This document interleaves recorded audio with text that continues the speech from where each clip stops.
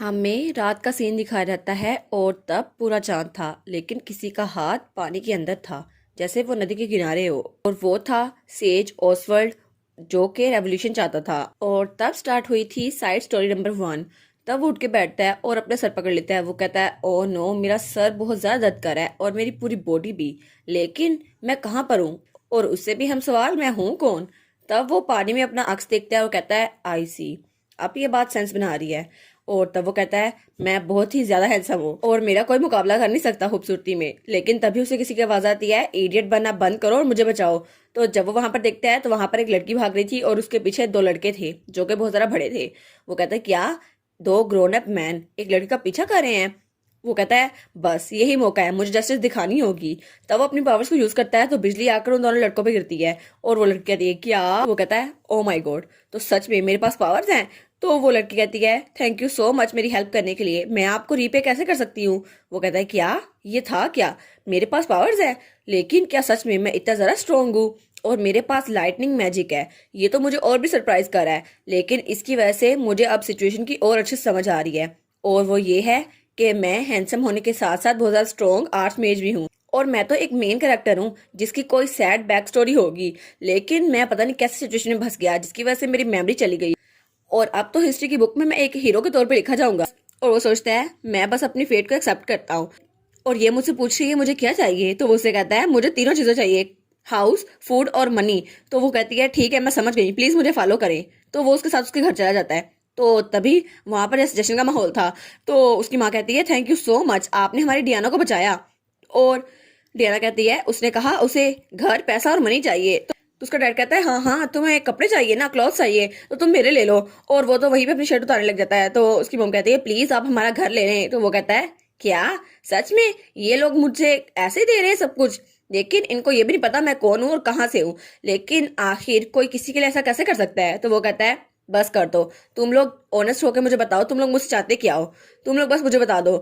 तो उस बच्चे की मॉम कहती है, इसने हमें पकड़ लिया। वो कहता है, देखा, मुझे पता था इन्हें मुझसे कुछ चाहिए होगा। वो कहती है, सच ये है कि लैंड का रूलर वो बहुत ही ज्यादा खतरनाक है और हम पे जुल्म ढाता रहता है, लेकिन कुछ अनरीजनेबल टैक्सेस की वजह से हमारा विलेज बस मरने वाला है। यहाँ पे तो खाने के लिए कुछ भी नहीं है। और जब हमने प्रोटेस्ट करना चाहा तो सब लोग हमें अनॉय करने लग गए और मर्सनरीज वो तो हमें मारने लग गए, इसलिए हमारे पास कोई ऑप्शन नहीं बचा। और मेरी बेटी वो भी उन्हीं से भाग रही थी क्योंकि वो बिला वजह ही हम पे जुल्म करने लग गए। लेकिन दयाना जब वहां पर गई तो आपने उसे बचा लिया, इसलिए हम चाहते हैं आप हमारे साथ रहें। लेकिन लॉर्ड वो कभी भी इस जगह को अटैक कर सकते हैं, लेकिन अगर आप यहाँ पर रहे तो वो इस जगह को अटैक नहीं करेंगे। तो तब वो स्माइल करते हुए कहती है, इसलिए हम चाहते हैं कि हम अपना घर आपको दे दें, चाहे इसकी वजह से हमें सड़क भी क्यों न रहना पड़े। आप हमारे साथ रहेंगे तो अच्छा होगा। वो कहता है, क्या सच में?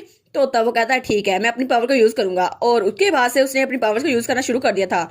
वो कहता है, मैं करप्ट नोबल्स को अपनी असल जगह पे पहुंचाऊंगा ताकि उनके प्राइड को डिस्ट्रॉय कर सकूं। तो वो तीनों बहुत ज्यादा खुश थे। वो कहते हैं, आप तो सबसे ज्यादा बेस्ट है बॉस। उसकी मॉम कहती है, हम आपको हमेशा फॉलो करेंगे। तो उसका डैड कहता है, आप तो बहुत ज्यादा अमेजिंग है। तो वो कहता है, हाँ हाँ, ये मैंने किया है। और तब वो उनकी तरफ पलटता है और कहता है, अब नेक्स्ट कौन है? और वो तो बहुत जरा मैजिकल लग रहा था, उसके हाथ से लाइटिंग ही निकल रही थी और लाइटिंग की वजह से तो उसके बाल भी खड़े हो गए थे। तो वो तीनों कहते हैं, सच में बॉस आप तो सबसे ज्यादा अमेजिंग है। तो वो कहता है, देखा। और इस तरह से हीरो सेज ओसवाल्ड उसने अपनी रेवोल्यूशन शुरू की, जो कि मैं हूँ। और दूसरी तरफ हमें उसी वक्त रॉक्सबर्ग रेसिडेंस दिखाया जाता है, जो कि हमारी हीरोइन का घर था। और उसके बाद बहुत सारा टाइम गुजर गया। जबकि मास्टर गायब हुए थे तो हमारी हीरोइन सोचती है, मैं 18 साल की हो गई हूँ, 2 साल गुजर गए हैं, लेकिन मैंने विल को यह काम दिया था 2 साल पहले कि वो मास्टर के बारे में पता करके लाए, लेकिन अभी तक उसने मुझे कोई अपडेट नहीं दी। और मास्टर वो ऐसे ही कैसे गायब हो सकते हैं? मुझे उनसे बहुत कुछ सीखना है। और वो तो सर्च टाइप मैजिक में बिल्कुल टॉप पे है ना, तो मुझे उन्हीं से सीखना है। लेकिन अगर आप यहाँ पे नहीं है तो मेरी दूसरी लाइफ इसका कोई मीनिंग नहीं है। तो तभी वो सोचती है, इस वक्त मुझे अपडेट नहीं मिलनी चाहिए, कोई तो होगा मुझे अपडेट देने वाला। लेकिन तभी वहां खिड़की खुलती है और खिड़की से कोई काला साया अंदर आ रहा था। तो हमारी उनकी कहती है, क्या? और वो तो शौक होकर उसको देख रही थी और उससे तो कुछ बोला ही नहीं जा रहा था। लेकिन तभी उसको समझ आती है तो वो चिल्लाती है। वो कहती है, क्या यहाँ पर कौन आ गया? तो जो भी आगे था वो भी चिल्लाता है। तो हमारी उन्होंने कहती है, तुम क्यों चिल्ला रहे हो? तो वो कहता है, आपने मुझे देख के चिल्लाना जरूरी था, देखे सही मैं भी डर गया हूँ। तो हमारी उन्होंने कहती है, क्या मतलब? अगर मैं ना चिल्लाती जरा अजीब ना होता? और वैसे भी तुमने ब्लैक हुड डाली हुई है, और खिड़की का इस्तेमाल करना जरूरी था, तुम दरवाजे भी तो आ सकते थे। वो कहता है खिड़कियां भी तो दरवाजे होते हैं, प्लीज अब इतनी भी अजीब मत बने। और दोनों के दिल बाहर आए हुए थे डर की वजह से। तो तभी मेड्स वहां पे आती है, वो कहती है यंग मिस्ट्रेस क्या हुआ है। और उनके हाथ में अपने अपने हथियार थे जो कुछ ज्यादा ही फनी थे, और एक के हाथ में तो फ्राई पैन था। तो वो दोनों उसको देखती हैं। तो हमारी कहती है बस बहुत हो गया, ड्रामा खत्म, अब वापस जाओ। वो कहती है क्या वापस जाएं? तो उसके बाद वो वापस चली गई थी। तो तभी वो हुड वाला अपनी हुड नीचे करता है। वो कहता है एनीवे, मैंने फाइनली सेज ओसवर्ल्ड को ढूंढ लिया है, मुझे माफ कीजिएगा इतनी देर आपको इंतजार करना पड़ा। तो हमारी कहती है ठीक है मुझे बताओ। और वो था ब्राउन फैमिली का तीसरा बेटा विल ब्राउन, जो कि हमारे एस्टर से छोटा था। तो वो कहता है ठीक है मैं सीधा पॉइंट पर आता हूँ। सेज ओसवर्ल्ड वो इस वक्त एक लार्ज बैंडिट गैंग का लीडर बना हुआ है, जो कि बैरन बेलुचे के लैंड में है। तो हमारी बहन कहती है क्या डाकुओं का सरदार बना हुआ है, बैंडिट है ना? तो वो कहता है जी जी बिल्कुल। तो हमारी बहन कहती है क्या तुमने क्या कहा? तो वो कहता है सेज ओसवर्ल्ड वो डाकुओं का सरदार बना हुआ है, मैंने अभी आपको तो यही बताया। वो कहती है नहीं नहीं मैंने पहली बार में सुन लिया था, बस मैं तो सरप्राइज हो गई थी। तो वो सोचती है मेरे मास्टर उन्होंने कहा था वो मुझसे बहुत ज्यादा प्राउड है, लेकिन आखिर वो डाकुओं के सरदार कैसे बन गए पता नहीं। मुझे लगता है शायद इसी वजह से मैं उनके बारे में कुछ जान नहीं पाई इतने 2 सालों में। तो तब वो रिपोर्ट पढ़ते हुए कहता है अरे हाँ मैं आपको बताना भूल गया, 2 स्मॉल बैंडिट गैंग्स जो कि वहां रहते हैं उनके दरमियान वो फिस गए। और एक दिन अचानक एक बैंडिट का पीछा दूसरे बैंडिट कर रहे थे, लेकिन तब उन्होंने अपनी पावर को यूज किया और उनकी जान बचाई। लेकिन उसके बाद वो उनकी फैमिली के पास गए और उसके बाद उन्होंने उसकी गैंग को ज्वाइन कर लिया और फिर वो बॉस बन गए। और वो सब लोग जो उसकी हेल्प कर रहे थे या उसे हेल्प करवा रहे थे वो सारे के सारे डाकू थे। और आफ्टर ऑल इसके बाद वो लोग वहां के लॉर्ड पे हमला करने वाले थे, लेकिन वो लोग उसे इसलिए तो चेयर कर रहे थे क्योंकि उसके पास पावर थी और वो लोग उसे बेवकूफ बना रहे थे। और आखिर में ऐसा लगता है कि 2-3 दिनों में वो बैरन बिलोची के घर में अटैक करने वाले हैं। लेकिन अब ऐसा लगता है कि आपके मास्टर को बिल्कुल भूल गया है कि वो है कौन। तो हमारी कहती है सच में उनको सच में भूल गया? क्या ये एमनीजिया या कुछ और? क्या वो सीरियस है? लेकिन नावल में तो ऐसा कुछ नहीं था। तो विल कहता है मुझे क्या पता, मैं कौन सा उसके साथ रहता हूँ। तो हमारी कहती है चलो जो भी है, लेकिन फिर भी ऐसा कुछ हुआ था तो बाद में नहीं होना था, उसको अभी क्यों होना था?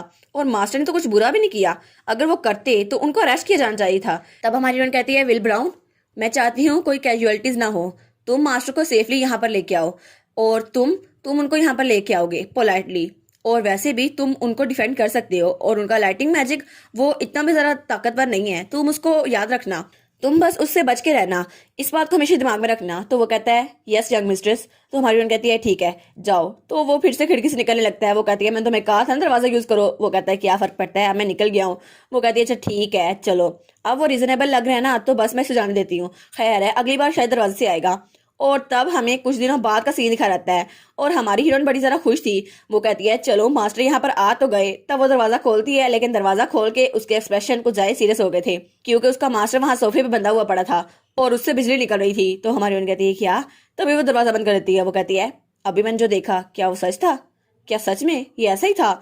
और उसे याद आता है जब विल ने कहा था मिशन कंप्लीट हो गया यंग मिस्ट्रेस, और वो तो उसको थम्स अप का इशारा करके चला गया था। तो हमारी हीरोइन सोचती है मैंने उसे कहा था उन्हें पोलाइटली यहाँ पर लेकर आना, लेकिन मेरा कहने का ये मतलब नहीं था कि उन्हें अगवा कर ले।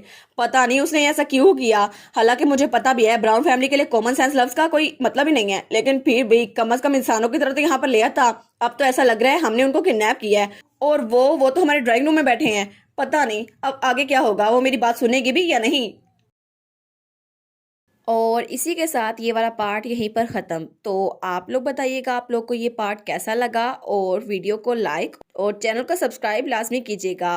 बाकी वीडियोस का लिंक भी स्क्रीन पर नज़र आ रहा होगा तो काइंडली उनको भी चेकआउट कर ले। और thank you so much for watching my videos. Stay safe, bye bye.